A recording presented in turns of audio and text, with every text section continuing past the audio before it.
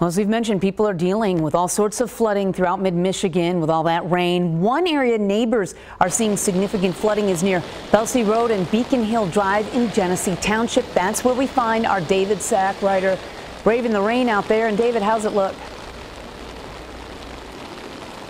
That rain's coming down fast and furious right now, and it's causing quite a problem for these neighbors out here in Genesee Township. I'm going to step out of the shot and just give you a chance to look at the flooding on the road behind me. It's all the way up to some people's houses out there and leaking into their basements and causing problems that way. But the big problem is it's covering the road to the point where you can't see where the road ends and where their lawns begin. That becomes a problem because it's almost impossible to tell just how deep the road is, or the water is on the road, excuse me.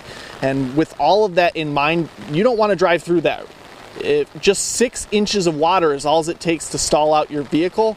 And the last thing you want to do is get caught out in that. We've seen emergency crews driving by trying to help people out of places just like this as they're working to kind of mitigate the flooding, but the rain just keeps coming back down. Live in Genesee Township, David Sackrider, ABC 12 News. All right, and the CDC has a reminder about the dangers of flood water. It can have hazardous materials like downed power lines, waste from humans and livestock, and medical waste too, along with dangerous debris and wild animals.